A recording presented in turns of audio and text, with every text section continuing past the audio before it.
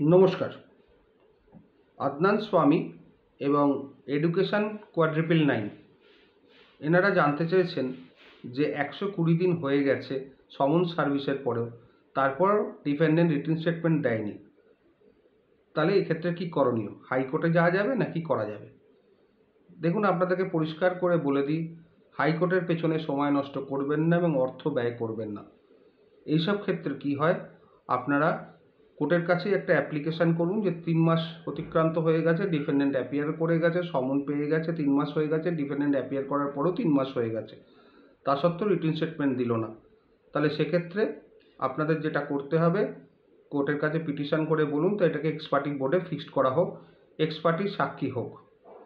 এই পিটিশনটা ফাইল করার সঙ্গে সঙ্গে কিন্তু দেখবেন ডিফেন্ডেন্ট ঠিক অ্যাপিয়ার করে, ডিফেন্ডেন্ট ঠিক রিটেন স্টেটমেন্ট ফাইল করে দেবে। আর যদি তারপরেও না ফাইল করে, তাহলে সেটা আপনার এক্স পার্টি বোর্ডে চলে যাবে, এক্স পার্টি সাক্ষী হয়ে যাবে, এক্স পার্টি আর্গুমেন্ট হয়ে যাবে, আপনি জিতে যাবেন। যদি আপনি কেসে আপনার প্রমাণ করতে পারেন তবেই। একটা কথা মাথায় রাখবেন যে এক্স পার্টি হলেই যে আপনি জিতবেন তার কিন্তু কোনো মানে নেই। যদি আপনি কেস প্রমাণ করতে না পারেন তাহলে কিন্তু আপনি হেরে যাবেন। এটা কিন্তু বারবার বলেছি। এটা অনেকে বোঝে না, ভাবে এক্স পার্টি হওয়া মানে জিতে যাওয়া। ঘটনা কিন্তু তা নয়। এক্স পার্টি হলে আপনার বক্তব্যটা কোর্ট শুনবে অবশ্যই, এবং আরেকটা জিনিস মাথায় রাখবেন, এক্স পার্টিতে যখন আপনি সাক্ষী দেবেন অ্যাজ এ প্লেনটিভ, তখন এক্স পার্টি হলেও বা ডিফেন্স টাক আউট হলেও ডিফেন্ডেন্টের কিন্তু রাইট আছে আপনাকে ক্রস এক্সামিন করা। এটা কিন্তু মাথায় রাখবেন যে ভাবছেন এক্স পার্টি হলে ডিফেন্ডেন্ট কিছু করতে পারবে না, তা নয়। সুপ্রিম কোর্টের এবং হাইকোর্টের জাজমেন্ট আছে যে এক্স পার্টি হলেও ডিফেন্ডেন্ট আপনাকে ক্রস এক্সামিন করতে পারবে, কিন্তু ডিফেন্ডেন্ট কোনো ডিফেন্স দিতে পারবে না। ডিফেন্স মানে রিটেন স্টেটমেন্ট ফাইল করতে পারবে না, বা রিটেন স্টেটমেন্ট ফাইল করলেও সেটা এক্সপাঞ্জ হয়ে যাবে বা অ্যাকসেপ্টেড হবে না এক্স পার্টি হয়ে গেলে, তার উপর কোনো রিলায়েন্স আসবে না, এবং ডিফেন্ডেন্ট অ্যাফিডেভিট ইন চিফ দিতে পারবে না। এইটাই হচ্ছে এক্স পার্টি বা ডিফেন্স টাক আউটের মিনিং। সুতরাং আপনার কেস আপনাকেই কিন্তু প্রমাণ করতে হবে।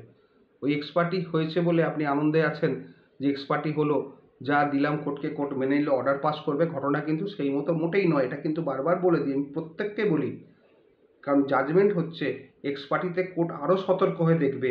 অ্যাজ এ ডিফেন্ডেন্টের যা কাজ, তখন কিন্তু কোর্ট সেই ডিফেন্ডেন্টের মতোই কাজ করবে, মানে ডিফেন্ডেন্ট হিসেবে নয়, মানে দেখবে যাতে আপনি কেসটা ঠিকমতো প্রমাণ করতে পারছেন কি না, সমস্ত ডকুমেন্টস চেক করবে। মানে কন্টেস্ট হলে কোর্ট একটু লিলিয়েন্টভাবে চলে, কিন্তু যদি এক্স পার্টি হয় কোর্টকে কিন্তু প্রত্যেকটা জিনিস প্রমাণ করতে হবে পদে পদে, আপনাদের দায়িত্ব। এবং এক্স পার্টি মানেই যে আপনি কেস জিতে যাবেন তারও কিন্তু কোনো মানে নেই। এক্স পার্টি হওয়া মানে আপনার আদার সাইড তার ল্যাকুনার জন্য তার রিটেন স্টেটমেন্ট দিতে পারেনি, বা রিটেন স্টেটমেন্ট দিলেও সেটা অ্যাকসেপ্ট হবে না, এবং সে ডিফেন্স দিতে পারবে না, মানে এফিডেভিট ইন চিফ ডিফেন্ডেন্ট দিতে পারবে না। এটা কিন্তু মাথায় রাখবেন। কিন্তু আপনাকে ক্রস করবে প্রত্যেকটা পয়েন্টে। আগের জাজমেন্ট ছিল শুধু শুধু নোটিশ পয়েন্টে, এখনকার জাজমেন্ট হচ্ছে প্রত্যেকটা পয়েন্টে আপনাকে জেরা করতে পারবে, কিন্তু নিজস্ব কোনো ডিফেন্স দিতে পারবে না, সাজেশন দিতে পারবে না। এই হচ্ছে বর্তমান আইন। সুতরাং এক্স পার্টি ডিফেন্স টাক আউট খুব একটা আনন্দ করার ব্যাপার নেই। হ্যাঁ, মামলাটা তাড়াতাড়ি শেষ হবে, কিন্তু আপনার প্রমাণ কেসে আপনাকেই করতে হবে। আশা করি বোঝাতে পারলাম। ভালো থাকবেন।